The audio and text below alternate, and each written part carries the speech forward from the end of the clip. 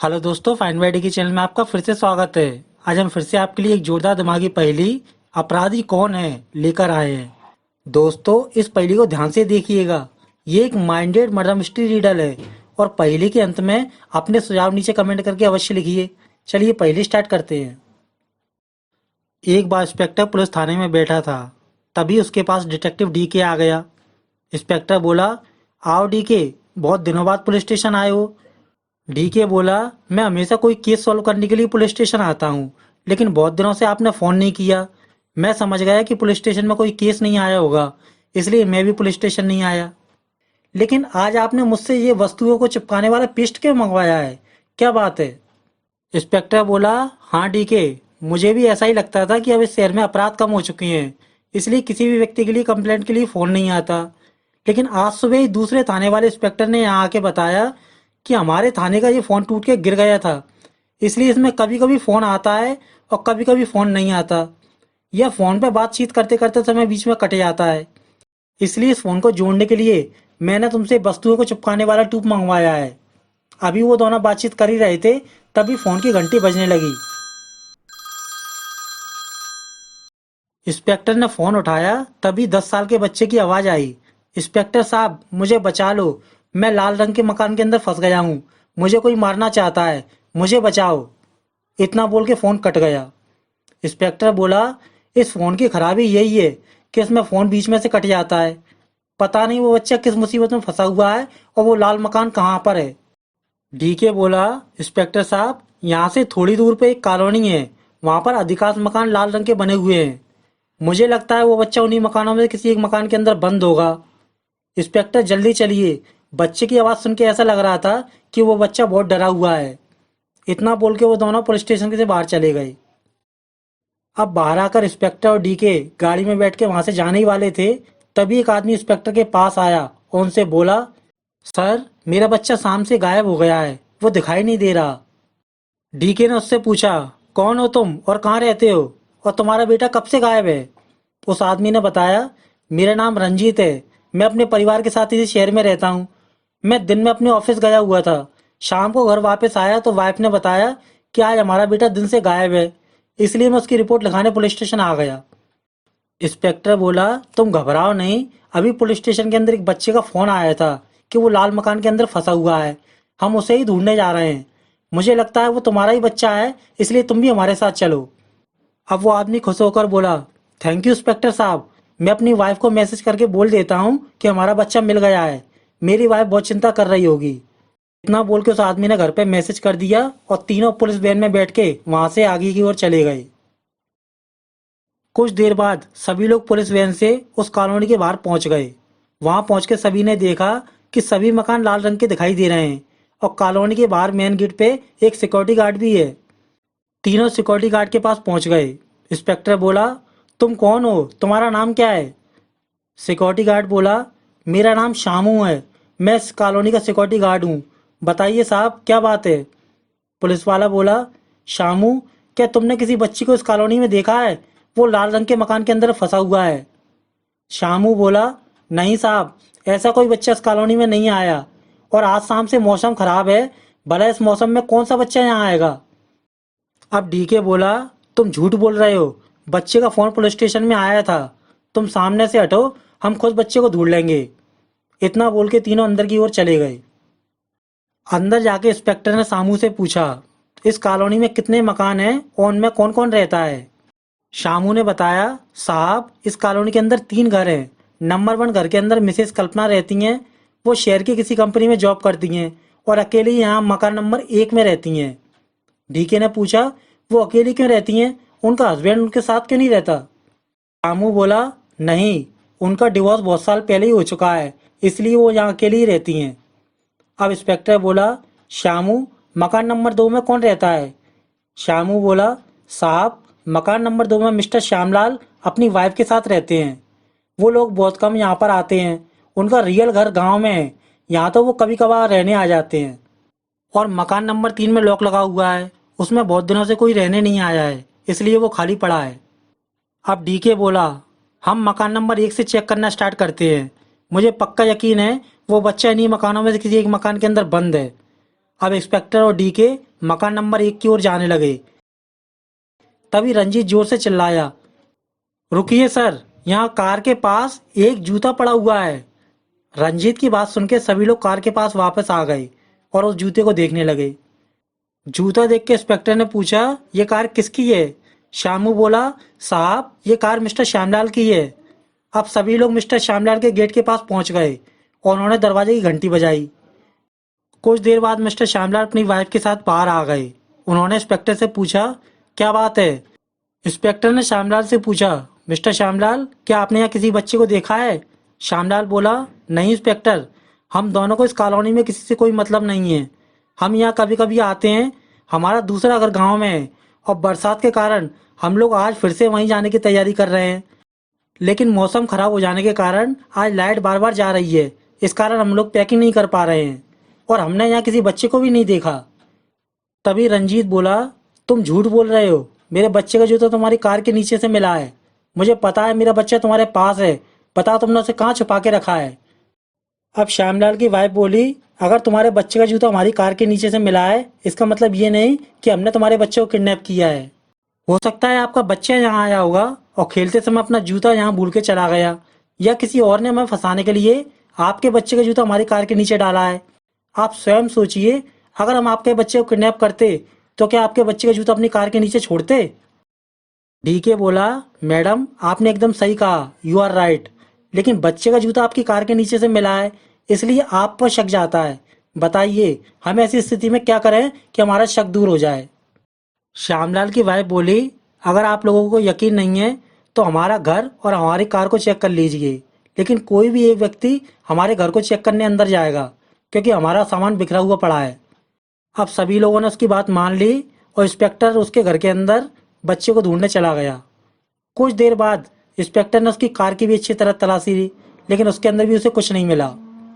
श्यामलाल की वाइफ बोली, इंस्पेक्टर साहब अब तो आपने तलाशी भी ले ली, क्या हम अपने घर के अंदर वापस जा सकते हैं? हमें आज रात में अपने गांव वापस भी जाना है। डीके बोला, आप घर के अंदर जा सकते हैं, लेकिन हमें आपसे एक हेल्प चाहिए। जिस बच्चे को हम ढूंढ रहे हैं वो बहुत छोटा बच्चा है। ये रंजीत उसका पिता शाम से हमारे साथ उसे ढूंढ रहा है। उस बच्चे ने पुलिस स्टेशन में फोन करके कहा था कि वो लाल रंग के मकान के अंदर फंसा हुआ है। आप दिमाग पर थोड़ा जोर डालिए और कोई अचानक घटी हुई घटना के बारे में हमें बताइए। हो सकता है उस घटना से हम उस बच्चे का पता लगा पाए। श्यामलाल बोला, अभी रात के 10 बज रहे हैं। मैं और मेरी वाइफ आज शाम 7 बजे अपनी कार लेके यहाँ पर आए। बरसात का मौसम है, इसलिए हम लोग कार से निकलकर अपने घर के अंदर घुस गए थे। उस समय हमने यहाँ कोई बच्चा नहीं देखा। उसके बाद 2 बार लाइट गई। हम समझ गए कि मौसम खराब है, इसलिए लाइट आ जा रही है। फिर अचानक बाहर से कुछ तेज गिरने की आवाज़ आई। हमें लगा बिजली की आवाज़ होगी, इसलिए हमने ध्यान नहीं दिया। इतना बोल के वो दोनों चुप हो गए। अब डीके बोला, वो बिजली की आवाज़ नहीं थी, लेकिन मुझे समझ आ गया कि वो आवाज़ किसकी थी। अब आप अपने घर में जा सकते हैं। दोस्तों, पहली का पहला सवाल, श्यामलाल को बाहर से किसकी आवाज़ सुनाई दी थी? अपना आंसर नीचे कमेंट कीजिए। डीके बोला, श्यामलाल को वो आवाज़ कार के ऊपर उस बच्चे के जूते गिरने के कारण आई थी। अर्थात वो बच्चा मकान नंबर 1 की छत पर है और उसने ये जूता छत से फेंककर श्यामलाल को मदद के लिए बुलाना चाहा। लेकिन मौसम खराब होने के कारण श्यामलाल ने समझा कि वो आवाज़ बरसात में बिजली गिरने के कारण आई है। अर्थात अब वो बच्चा हमें मकान नंबर 1 की छत पे ही मिलेगा। इतना बोलकर सभी लोग मकान नंबर 1 के गेट पे पहुंच गए और बाहर से दरवाज़ा खुला होने के कारण सभी लोग अंदर चले गए। अब अंदर जाकर सभी ने देखा, कमरे में मिसेस कल्पना खून से लथपथ पड़ी थीं और उनका मर्डर हो चुका था और आसपास कोई नहीं था। इंस्पेक्टर और डीके ने वहां कमरे में रखे हुए सामान को ध्यान से देखा। इंस्पेक्टर डीके से बोला, डीके, हम मिसेस कल्पना के घर बच्चा ढूंढने आए थे, लेकिन इनका तो मर्डर हो चुका है। अब हमें इस मर्डर को भी सॉल्व करना होगा। अब डीके ने शामू से पूछा, शामू, यहाँ सोफे पे एक बर्थडे केक रखा हुआ है। आज मिसेस कल्पना के घर में किसका जन्मदिन हैप्पी बर्थडे है? शामू बोला, मुझे नहीं पता साहब। मिसेस कल्पना अपने घर में बच्चे के साथ रहती हैं। हो सकता है कि आज उनके बच्चे राहुल का जन्मदिन हो, लेकिन वो यहाँ दिखाई नहीं दे रहा।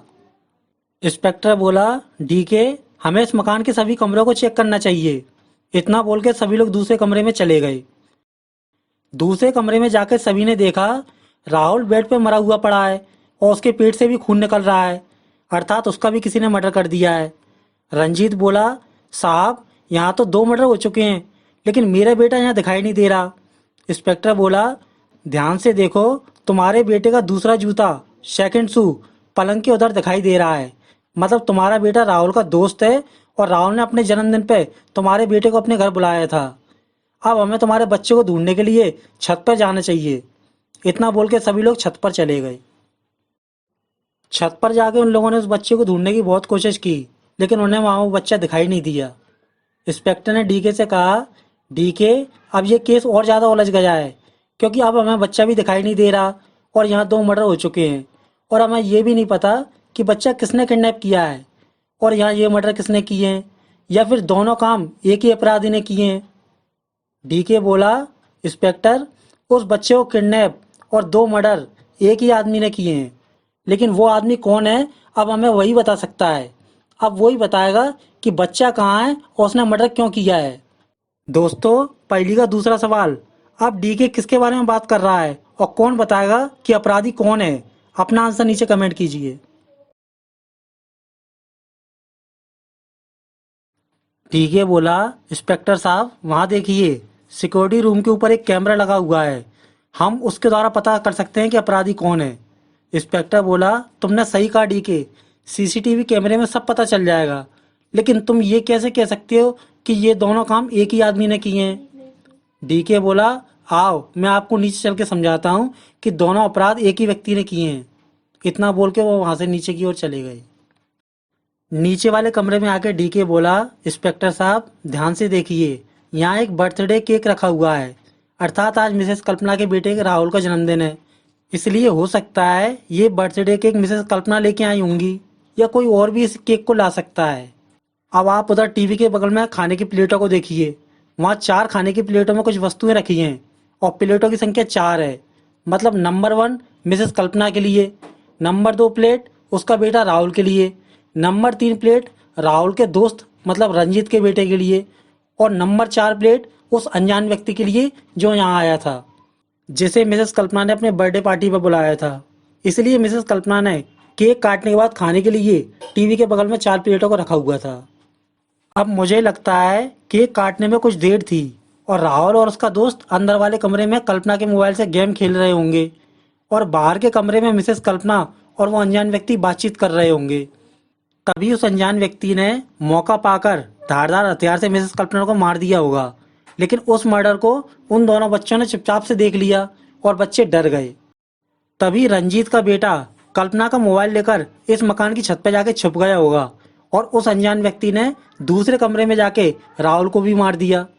उस अनजान व्यक्ति ने 2 मर्डर कर दिए और अपने सारे सबूत मिटा दिए और यहाँ से कल्पना की लाइब्रेरी से एक फाइल लेके चला गया। आप ध्यान से देखिए, टीवी की दूसरी तरफ कुछ फाइलें भी रखी हुई हैं, मतलब ये दोनों मर्डर उस फाइल के लिए किए गए हैं। लेकिन उस अपराधी को ये नहीं पता था कि राहुल ने आज अपने दोस्त को भी जन्मदिन पर बुलाया है और रंजीत के बेटे ने उस अपराधी को मर्डर करते हुए देख लिया था, इसलिए उसने कल्पना के मोबाइल से पुलिस स्टेशन में फोन लगाया था। अब इंस्पेक्टर बोला, वाह डीके, तुमने तो पूरा केस सॉल्व कर दिया। अब ये भी बताओ कि वो अपराधी कौन है, क्योंकि उसी के पास रंजीत का बच्चा है। डीके बोला, ये पता करने के लिए हमें बाहर सीसीटीवी फुटेज को देखना होगा। इतना बोल के सभी लोग बाहर चले गए। अब सभी लोग बाहर सीसीटीवी रूम में पहुंच गए। सभी ने देखा सिक्योरिटी गार्ड का रूम बहुत छोटा है। उस कमरे में गार्ड के लिए पानी के लिए एक मटका रखा हुआ है और दूसरी तरफ सीसीटीवी फुटेज देखने के लिए एक कंप्यूटर रखा हुआ था। सभी लोग वहां पहुंचकर सीसीटीवी फुटेज देखने लगे, लेकिन उनको उसमें कोई भी व्यक्ति अंदर आता हुआ दिखाई नहीं दिया।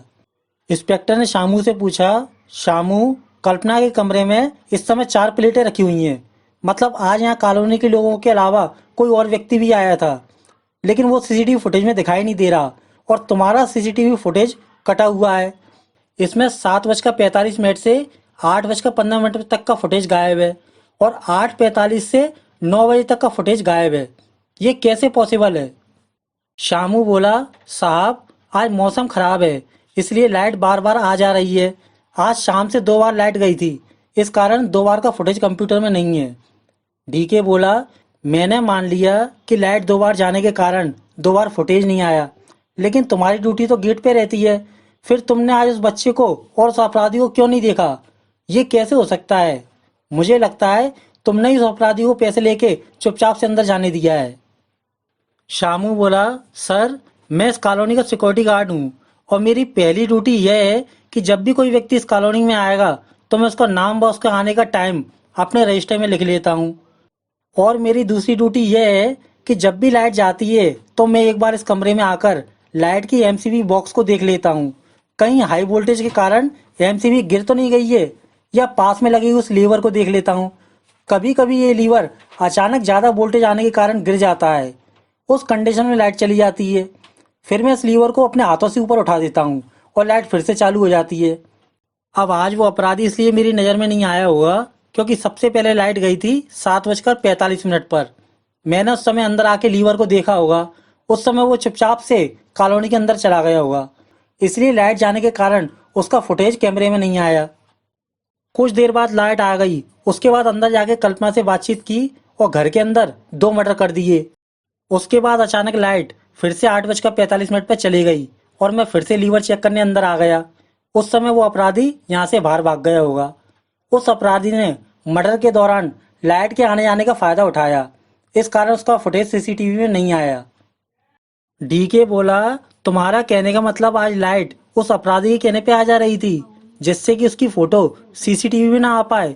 ये भी तो हो सकता है कि तुम उस अपराधी से मिले हुए हो और तुमने ही पैसे लेके उसके आने से पहले लीवर दबा के लाइट बंद कर दी हो जिससे कि उसकी फोटो दिखाई ना दे, और मर्डर करने के बाद तुमने ही फिर से लीवर ऑफ करके फिर से लाइट बंद कर दी हो जिससे कि वो अपराधी आसानी से बाहर निकल जाए।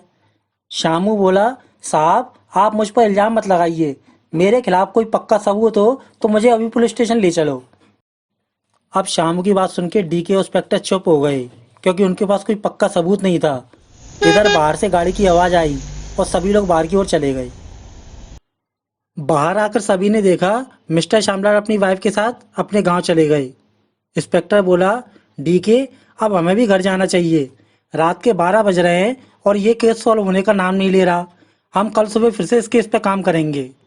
अब रंजीत बोला, सर, अब मेरा बेटा कैसे मिलेगा? मैं अब बिना अपने बेटे के घर नहीं जा पाऊंगा। डीके बोला, अब हम लोग कर भी कह सकते हैं। तुम अभी हमारे साथ चल के पुलिस स्टेशन में उसकी कंप्लेंट लिखवाओ और उसके बाद कल हम उसे ढूंढेंगे। तुम लोग यहीं रुको, मैं अपनी पेन ड्राइव में सीसीटीवी फुटेज कॉपी करके लाता हूँ। शायद उससे हमें अपराधी का कोई क्लू मिल जाए। इतना बोल के डीके पेन ड्राइव लेके गार्ड रूम के अंदर चला गया। उसके जाने के बाद इंस्पेक्टर रंजीत से बोला, रंजीत, तुम चिंता मत करो, तुम्हारा बेटा कल अवश्य मिल जाएगा। कुछ देर बाद डीके वापस आ गया और तीनों बैठ के वहां से फिर से पुलिस स्टेशन की ओर चले गए। अब जैसे ही वो लोग पुलिस स्टेशन के अंदर पहुंचे, वहां एक सज्जन पहले से ही खड़े हुए थे। इंस्पेक्टर ने दूसरे इंस्पेक्टर से पूछा, ये कौन है? अब उस आदमी ने कहा, साहब, मेरा नाम सुरेश है। मैं अपने बेटे अमन की गुमशुदा होने की रिपोर्ट लिखवाने आया हूँ। आज मेरा बेटा अमन अपने दोस्त की जन्मदिन पार्टी में गया था और अभी रात के 2 बज रहे हैं, वो वहां से वापस नहीं आया। अब इंस्पेक्टर, डीके और रंजीत उस आदमी को गौर से देखने लगे। कुछ देर बाद डीके ने उससे पूछा, तुम्हारा बेटा अमन जिस दोस्त की बर्थडे पार्टी में गया था उसका नाम क्या है और वो कहाँ रहता है? सुरेश बोला, उस दोस्त का नाम राहुल है और वो कहाँ रहता है ये मुझे नहीं पता। मेरे बेटे ने बताया था कि वो किसी लाल मकान में रहता है। सुरेश की बात सुन के इंस्पेक्टर डीके से बोला, डीके, ये क्या चक्कर है?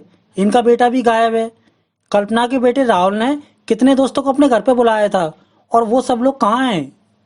डीके बोला, इंस्पेक्टर साहब, अभी रात के 2 बज रहे हैं। अगर हमें ये केस सॉल्व करना है तो हमें फिर से उसी लाल मकान के अंदर जाना होगा। मुझे ऐसा लगता है कि मैंने उस मकान के अंदर कुछ ऐसी चीज देखी थी जिससे उस अपराधी को पता चल जाएगा। अब हमें जल्दी से फिर से उसी जगह पहुंचना चाहिए। इतना बोल के फिर से सभी लोग बाहर आ गए और पुलिस वैन में बैठ के वहां से लाल मकान की ओर चले गए। कुछ देर बाद सभी लोग कॉलोनी के पास पहुंच गए। शामू गेट पे चौकीदारी कर रहा था। अब गाड़ी से उतरकर डीके ने देखा शामू के हाथ में कपड़े की पट्टी बंधी हुई है। डीके ने शामू से पूछा, शामू, तुम्हारे हाथ में ये पट्टी कैसी बंधी है? शामू बोला, साहब, आज मौसम खराब है, इसलिए आपके जाने के बाद लाइट कुछ देर के लिए फिर से चली गई और मैं अंदर पानी पीने के लिए कुर्सी से उठा तो अंधेरा होने के कारण अचानक नीचे गिर गया और मेरा हाथ जमीन से फिसल गया, इसलिए मैंने अपने रुमाल से कपड़े की पट्टी बांधी है। अब सुरेश बोला, साहब क्या बात है, मेरा बेटा कहाँ है और आप लोग मुझे यहाँ क्यों लेके आए हो? इंस्पेक्टर बोला, तुम्हारा बेटा जिस दोस्त के घर आया था उन लोगों की हत्या हो चुकी है और तुम्हारा बेटा गायब है। ये वही लाल मकान है जिसके अंदर तुम्हारा बेटा आया था और किसी ने उसे किडनैप कर लिया है। सुरेश बोला, साहब मेरा बेटा एक छोटा बच्चा है, भला उससे किसी को क्या दुश्मनी हो सकती है? किसने उसे किडनैप किया होगा? यहाँ एक सीसीटीवी कैमरा लगा हुआ है, आप उसमें देख के पता लगाओ कि मेरा बेटा कहाँ है। अब डीके बोला, सुरेश तुम्हारा बेटा सिक्योरिटी गार्ड शामू ने किडनैप किया है और इस आदमी रंजीत के कहने पे किडनैप किया है। पूरी कहानी ध्यान से सुनो। मकान नंबर 1 में कल्पना और उनका बेटा राहुल रहता था। आज राहुल का जन्मदिन था, इसलिए उसने अपने दोस्त तुम्हारे बेटे अमन को बुलाया और आज कल्पना ने अपने ऑफिस के एक व्यक्ति को भी बुलाया था जिसका नाम है रंजीत। इसलिए कल्पना ने केवल 4 लोगों की खाने की प्लेट लगाकर टीवी के पास रखी हुई है। अब रंजीत किसी कारण से कल्पना को मारना चाहता था, इसलिए रंजीत ने सबसे पहले चौकीदार शामू से मिला और उसे पैसे देके कल्पना के मर्डर में अपने साथ मिला लिया। अब शामू ने रंजीत से कहा होगा कि कल्पना को मारने के लिए ऐसा प्लान बनाओ कि तुम भी मारकर निकल जाओ और मेरा नाम भी ना आए। रंजीत ने देखा आज मौसम खराब है, आज शाम को कल्पना से बर्थडे पे बुलाया है। उसने शामू से कहा, शामू मैं आज शाम को कल्पना के घर पे आऊँगा, तुम मेरे आने से पहले गार्ड रूम में जाके लीवर गिरा देना, जिससे कुछ देर के लिए लाइट बंद हो जाएगी और मेरा अंदर आते समय और बाहर जाने का फुटेज नहीं आएगा। और जैसे ही मैं कल्पना और उसके बच्चे का मर्डर करके बाहर निकल जाऊंगा, तुम फिर से लाइट ऑन कर देना। शामू ने रंजीत के कहने पे ऐसा ही किया। शामू ने रंजीत के आने पर पहली बार लीवर दबा के लाइट बंद कर दी और रंजीत उस समय अंदर चला गया और दोनों का मर्डर कर दिया और 15 मिनट में बाहर आके भाग गया। तभी शामू ने रंजीत को फोन किया, तुमने अंदर कितने मर्डर किए? रंजीत बोला, कल्पना और उसके बच्चे को मारा है। शामू ने बताया, तुम्हारे आने से कुछ देर पहले मैंने लाइट बंद की थी, उस समय एक छोटा बच्चा कल्पना के घर में गया था, क्या वो बच्चा तुम्हें अंदर दिखाई दिया? अब रंजीत सोच में पड़ गया। उसने कहा, नहीं, मुझे अंदर केवल 2 लोग मिले, मैंने उन दोनों को मार दिया, मुझे वहां दूसरा बच्चा दिखाई नहीं दिया। अब शामू ने बोला होगा, मेरे सामने वो बच्चा अंदर गया था, कहीं ऐसा तो नहीं कि उस बच्चे ने तुम्हें दोनों को मर्डर करते समय देख लिया और अंधेरा होने के कारण यहाँ से जान बचा के भाग गया। रंजीत, वो बच्चा पुलिस स्टेशन तक नहीं पहुंचना चाहिए। अब रंजीत ने अपना दिमाग चलाया और वो मर्डर करने के बाद चुपचाप से पुलिस स्टेशन के बाहर जाके खड़ा हो गया। उसने सोचा, अगर बच्चा पुलिस स्टेशन आएगा तो वो उसे पहले ही पकड़ के मार देगा, लेकिन वो बच्चा पुलिस स्टेशन नहीं आया क्योंकि बच्चा अभी भी उसी घर के अंदर छुपा हुआ था। उस बच्चे ने कल्पना का फोन लिया और पुलिस स्टेशन में फोन लगा दिया और उसका फोन सुन के हम दोनों उसी समय लाल मकान ढूंढने पुलिस स्टेशन से बाहर निकले। अब बाहर खड़ा रंजीत हमको गाड़ी से जाता हुआ देखकर हमारे पास एक गुमशुदा बच्चे का पिता बनकर आ गया और हमसे हेल्प मांगने लगा। तभी इंस्पेक्टर ने इसे बताया कि किसी बच्चे का फोन आया था कि वो लाल मकान के अंदर फंसा हुआ है, हम लोग उसे ढूंढने जा रहे हैं। अब रंजीत को मालूम चल गया कि वो बच्चा अभी भी उसी मकान के अंदर है। उसने तुरंत अपनी वाइफ को बताने के बहाने शामू को फोन करके बता दिया कि बच्चा उसी मकान के अंदर है। अब शामू ने हमारे यहाँ पहुंचने से पहले ही लीवर दबाकर दूसरी बार लाइट बंद करी और मकान की छत पर जाकर उस बच्चे को पकड़ के कहीं और ले जाने लगा। तभी उस बच्चे ने अपना जूता फेंक के श्यामलाल को बुलाना चाहा, लेकिन श्यामलाल बाहर नहीं निकला और शामू उस बच्चे को हमारे यहाँ आने से पहले ही कहीं और ले गया। अब शामू बोला, साहब आप बार बार मुझ पर लीवर गिराने का इल्जाम लगा रहे हो, लेकिन इसका आपके पास कोई ठोस सबूत है? मैंने आपसे कई बार कहा है कि मैं गार्ड रूम में लीवर और एमसीबी चेक करने जाता हूँ कि वो अपने आप तो नहीं गिर गई। अगर लीवर या एमसीबी अपने आप नीचे गिर जाती है तो लाइट चली जाती है और मैं उस कंडीशन में उसे ऊपर उठाने का काम करता हूँ। और आज भी लाइट अपने आप ही आ जा रही है, मैंने इसे लीवर दबा के बंद नहीं किया है। अगर आपके पास मेरे लीवर गिराने का कोई ठोस सबूत हो तो बताओ। अब रंजीत भी बोला, डीके तुम्हारे पास मेरे अपराधी होने का भी कोई सबूत नहीं है, ये सारी कहानी काल्पनिक है, इस पर कोई भी विश्वास नहीं करेगा। इंस्पेक्टर बोला, डीके जो कहानी तुमने बताई है वो एक काल्पनिक है, क्या तुम इन दोनों को अपराधी सिद्ध कर सकते हो? क्योंकि बच्चा अभी भी हमारे पास नहीं है। डीके बोला, हाँ इंस्पेक्टर, मैं सामू को अपराधी सिद्ध कर सकता हूँ। दोस्तों, पहली का तीसरा सवाल, अब डीके सामू को अपराधी सिद्ध कैसे करेगा? अपना आंसर नीचे कमेंट कीजिए। डीके बोला, इंस्पेक्टर आपको याद होगा आज पुलिस स्टेशन में आपने मुझे फ़ोन करके बुलाया और आपने मुझसे टेलीफोन जोड़ने के लिए एक ट्यूब मंगवाया था, लेकिन उस बच्चे का फ़ोन अचानक आ गया और हम लोग उस फ़ोन को नहीं जोड़ पाए। अब शाम को कहना है आज लाइट 3 बार गई और उसने लीवर नहीं दबाया है। इसी को पता करने के लिए मैंने कुछ देर पहले पेन ड्राइव में फुटेज लेने के बहाने गार्ड रूम में गया और वो प्लास्टिक चिपकाने वाला पेस्ट लीवर पे लगा के वापस आ गया। वो पेस्ट इतना खतरनाक और शक्तिशाली होता है, अगर किसी व्यक्ति का हाथ उस पदार्थ से चिपक जाए तो उसकी खाल तक छिल जाती है। और यही हुआ। तीसरी बार इस गार्ड शामू ने उस लीवर को दबा के लाइट बंद की होगी और इसका हाथ उससे चिपक गया और हाथ छुड़ाने पे छिल गया। ये देखो, इसने अपने हाथ पे पट्टी भी बांधी हुई है और इसके हाथ की खाल त्वचा उस लीवर पे चिपकी हुई होगी। यही सबूत है कि इसने ये लीवर दबा के लाइट बंद की है। अब सभी लोग डीके की बात सुन के गार्ड रूम में पहुंच गए और वहां लीवर को गौर से देखा तो उसमें हाथ की खाल चिपकी हुई दिखाई दे रही थी। इंस्पेक्टर बोला, डीके तुमने शामू को झूठा साबित कर दिया, मतलब अभी तक इसी ने लीवर दबा के लाइट बंद की है। लेकिन ये बताओ तुम्हें कैसे पता चला कि शामू तीसरी बार भी लाइट बंद करने अंदर जाएगा। दोस्तों, पहली का चौथा सवाल, डीके को कैसे पता चला कि शामू तीसरी बार भी लाइट बंद करने अंदर जाएगा? अपना आंसर नीचे कमेंट कीजिए। डीके बोला, इंस्पेक्टर जब पुलिस स्टेशन में पहली बार बच्चे का फोन आया था उस समय आपने बाहर निकलकर रंजीत को उस बच्चे का पिता समझकर उस बच्चे के बारे में बताया था और यहाँ आके बच्चा हमें नहीं मिला। मुझे उसी समय से रंजीत पर शक हो गया था, लेकिन मैंने सोचा कि कोई भी पिता अपने बच्चे को किडनैप क्यों करेगा, इसलिए मैं चुप रहा। लेकिन अभी जब पुलिस स्टेशन में उस बच्चे का असली पिता पहुंचा तब पूरी बात मेरी समझ में आई। मैंने इस लीवर पे पेस्ट पहले से ही लगा दिया था। अब मुझे यहाँ ये लीवर चेक करने वापस आना था, इसलिए मैंने पुलिस स्टेशन में आपसे यहाँ वापस आने की जिद की। अब तीसरी बार फिर से रंजीत ने शामू को मैसेज करके बता दिया कि हम लोग आ रहे हैं और शामू ने तीसरी बार लीवर दबाकर सबूत खोजने की कोशिश की होगी और उसका हाथ चिपक गया। इस पूरी घटना से शामू और रंजीत अपराधी सिद्ध हो चुके हैं। अब बच्चा कहाँ है वो आप इनसे पूछिए। अब रंजीत डीके के पास गया और उससे बोला, डीके साहब मुझे आपसे एक सवाल पूछना है। मैंने ही कल्पना उसके बेटे को मारा है और इनका बेटा मेरे घर पर है। दरअसल मैं और कल्पना एक ही ऑफिस में काम करते हैं और बॉस ने किसी खास प्रोजेक्ट की फाइल उसे कंप्लीट करने के लिए दी थी, लेकिन मुझे पैसों की ज़रूरत थी, इसलिए मुझे उस फाइल की डिटेल को दूसरी कंपनी को बेचना था। इसलिए मैंने आज कल्पना उसके बच्चे को मार दिया और उस बच्चे के लिए पुलिस स्टेशन के बाहर जाके खड़ा हो गया।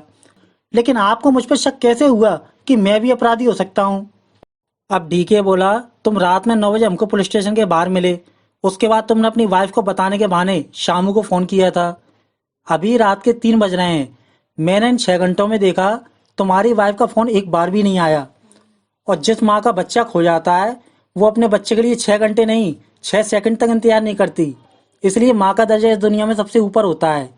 मैं समझ गया तुम्हारी कोई वाइफ और कोई बच्चा नहीं है। दोस्तों, कैसी लगी आपको जोरदार दिमागी पहेली? पहेली अच्छी लगे तो लाइक कीजिए और हमारे चैनल को सब्सक्राइब कीजिए। धन्यवाद।